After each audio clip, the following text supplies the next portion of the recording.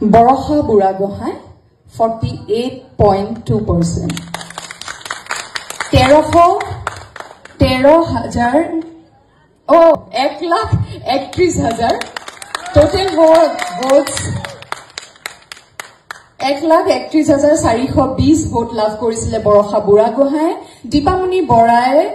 52,410 19.2% votes লাভ কৰিছিলে ধনিষ্ঠা ডেকাই লাভ কৰিছিলে 34,250 প্ৰস্তুতি শইকীয়াই লাভ কৰিছিলে 29,830 ভোট ঋতুপৰ্ণা দাসে লাভ কৰিছিলে 17,580 আৰু হিয়া বৰকটকীয়ে 7,390 ভোট বাঢ়িছো ফলাফললৈ আৰু প্ৰিয় দৰ্শক আমি জনাব বিচাৰিছো এইবাৰ অৰ্থাৎ ধাৰা প্ৰেজেন্স ডিৱাই বিহুৰাণী সিজন 16 বিজয়ী কোনে লাভ কৰিব ডিৱাই বিহুৰাণীৰ খিতাপ এইবাৰ আৰু হেয়া ঘোষণা কৰিব ডিৱাই 365 ৰ অধ্যক্ষ শ্ৰীযুত সঞ্জীৱ জয়সৱাল দেৱে মই মাইক্ৰোফোনটো তেখেতলৈ আগবঢ়াইছো winner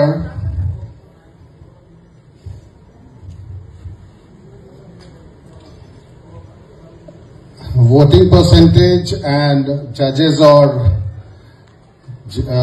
marking out Dipamani Bora is the winner. Namaskar, moi Baraka Bhagune. Pun prathome moi সমূহ অসমবাসী ৰাইজক বহুত ধন্যবাদ জ্ঞাপন কৰিছো মোক ইমানখিনি মৰম আৰু আশীৰ্বাদ দিয়াৰ বাবে আপোনালোক সকলোৱে ইতিমধ্যে গম পাইছে যিহেতু যে ডিৱাই বিহুৰাণী সিজন 16 মই চূড়ান্ত পৰ্যায়ৰ প্ৰতিযোগী আছিলোঁ আৰু ডিৱাই মঞ্চত মোৰ এয়া তৃতীয়টি বৰ্ষ আছিলে বিগত দুটা বৰ্ষৰ দৰে এই বৰ্ষটো মই ডিৱাই বিহুৰাণীলৈ গৈছিলোঁ এটা মনত আশা লৈ যে মই ডিৱাই বিহুৰাণী হম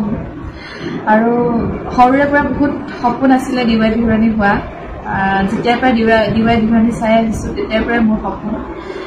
আৰু এই বছৰ মই ডিৱাই বিহুৰাণী কিতাপটি লাভ কৰিবলৈ সক্ষম নহ'লোঁ আৰু যোৱা দুটা বৰ্ষত যদিও মই ডিৱাই বিহুৰাণী কিতাপটি লাভ কৰিবলৈ সক্ষম হোৱা নাছিলোঁ তথাপিও ক'ৰবাত মোৰ বেয়া লগা নাছিল যে মই নিজকে ইমানখিনি যোগ্য বুলি ভবা নাছিলোঁ আচলতে কিন্তু যিমান পাৰোঁ শিকিবলৈ চেষ্টা কৰি আছিলোঁ এই বৰ্ষটো মই ইমানখিনি যোগ্য বুলি ভবা নাই কিন্তু তথাপিও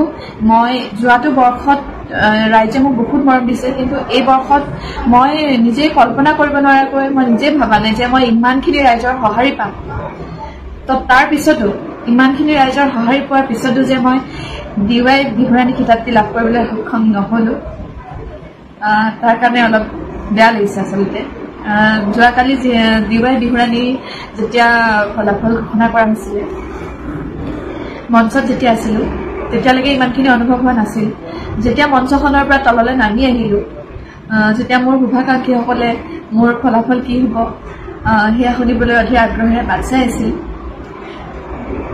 তেতিয়াহে মই অনুভৱ কৰিছোঁ আচলতে মই মোৰ নিজৰ আচলতে যি সপোন আছিল মোৰ যেন সপোনটো আজি ভাঙি চুৰমাৰ হৈ গৈছে মোৰ এনেকুৱা অনুভৱ হৈছে আৰু বেছি দীঘলীয়া কৰি নাথাকোঁ ভিডিঅ'টি বনোৱাৰ মোৰ এটাই উদ্দেশ্য যে সকলোৱে যিহেতু ফোন মেছেজ কৰি আছে আৰু মই সকলোৰে ফোন মেছেজৰ উত্তৰ দিব পৰা নাই